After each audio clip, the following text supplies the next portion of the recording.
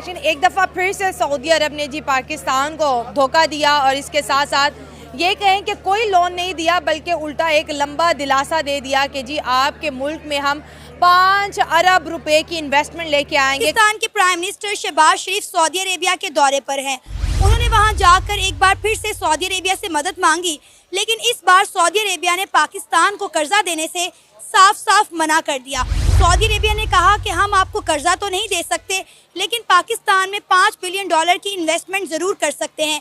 इसी के साथ साथ शहबाज शरीफ ने सऊदी अरेबिया से कहा कि वो यूएन में कश्मीर के मुद्दे पर पाकिस्तान का साथ दें, जिस पर सऊदी अरेबिया ने कहा कि ये इंडिया और पाकिस्तान का मसला है जिसमें हम कुछ नहीं कर सकते और ये मसला इंडिया और पाकिस्तान को खुद हल करना पड़ेगा। मालूम ये हुआ है कि शहबाज शरीफ और MBS की मीटिंग के दौरान जहां और बहुत सारे इश्यूज जेर बहस आए, वहीं पर कश्मीर का इशू, रीजनल इश्यूज पर भी बात हुई और रीजनल इश्यूज में कश्मीर का इशू भी डिस्कस हुआ।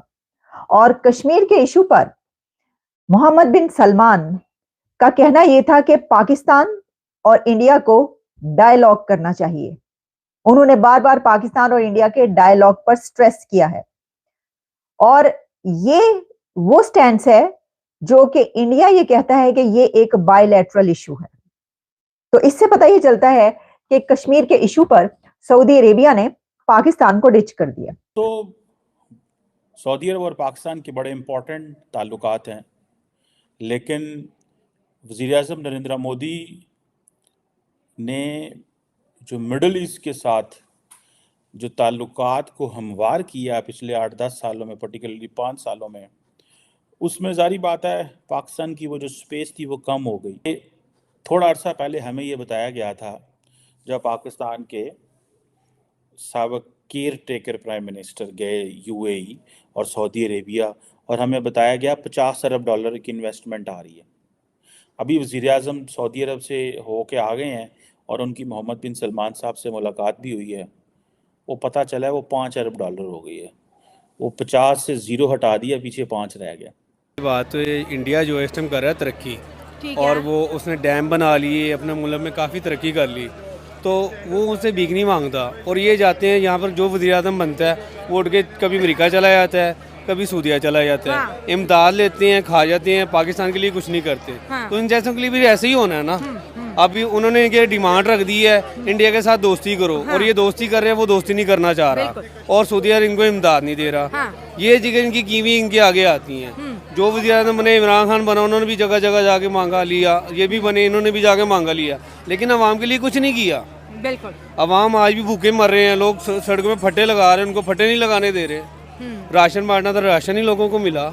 जहाँ जहाँ गरीब आदमी फट्टे लगाता है उसके फट्टे उठवा देते हैं, उसको तो गरीब की रोटी छीन लेते हैं, और बाद में ये जाते हैं इमदाद मांगने के लिए।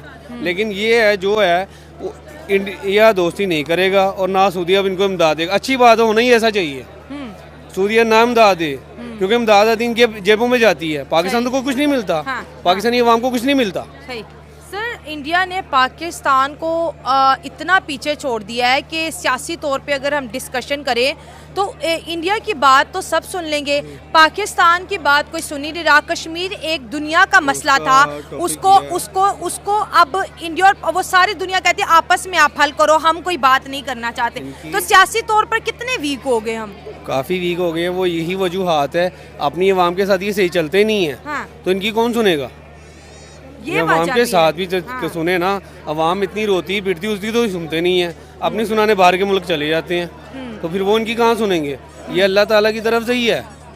ये भी जो आया ना वो इमदाद नहीं दे, अल्लाह ताला की तरफ से। कितना लेके खा लेंगे? चोरी किया हुआ, इसने वोट चोरी किया, ठीक है ना, तो इनको कौन देगा इमदाद? सऊदी अरब ने इस दफा कर्जा नहीं दिया शहबाज शरीफ को, इसको नहीं दिया। सऊदी अरब क्या है, इधर पूरा दुनिया इसको कोई नहीं दे देगा। ये तो सबके दिलों में आए चोर। ये चोर देखें, पूरी दुनिया के इन्वेस्टमेंट वहाँ पे है। सऊदीया वहाँ पे अरबों डॉलर की इन्वेस्टमेंट कर रहा है और पैसे कमा रहा है, तो वो इंडिया से क्यों अपने हालात खराब करेगा? जबकि उन्हें पता हमने ये पाकिस्तान को एक भाईबंदी पे, क्योंकि हमारा इस्लामिक उनसे रिश्ता है, उन्होंने हमें सपोर्ट करना होता है, वो हमें करते हैं।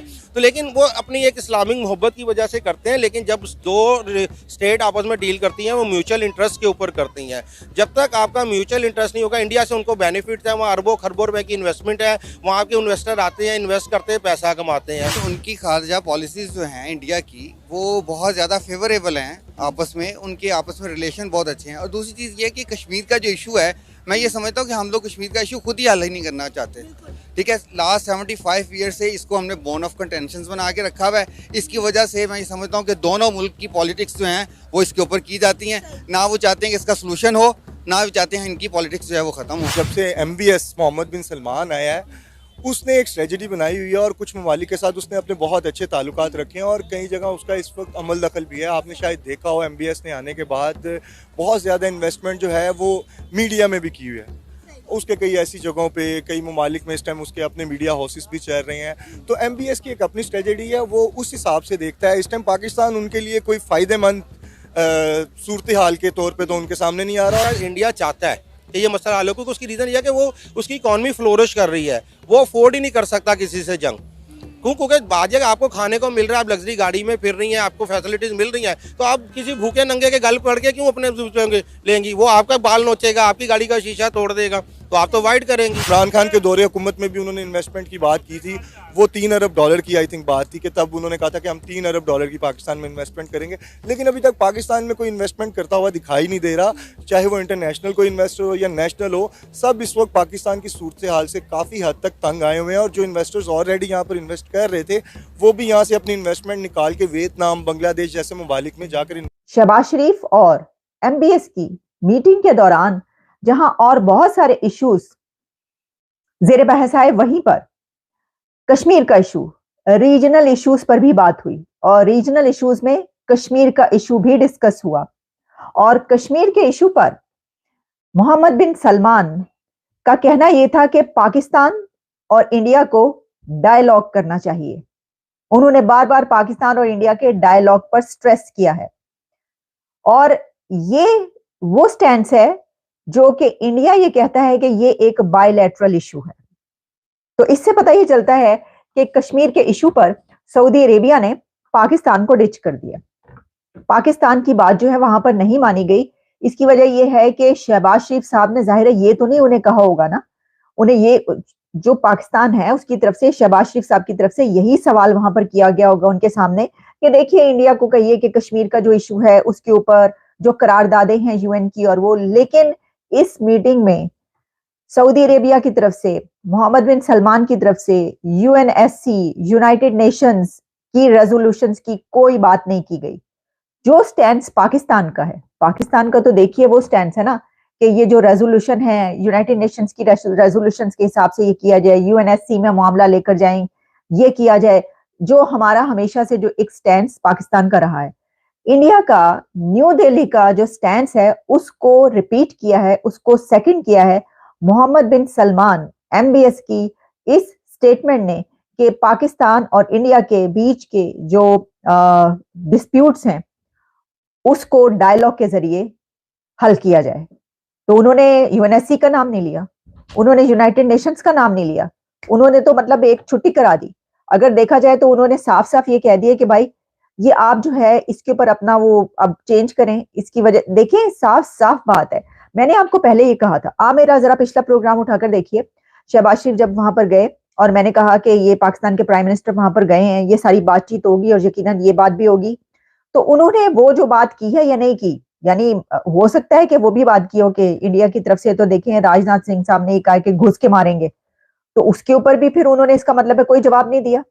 लेकिन जो इस वक्त हमारे सामने ज्वाइंट डिक्लेरेशन आ रहा है उसमें यह बताया गया है कि जो ज्वाइंट स्टेटमेंट है between Saudi Arabia and Pakistan, उसमें यह मेंशन किया गया है कि both leaders discussed regional issues और इसके अलावा दोनों के बीच गजा का मामला भी डिस्कस हुआ।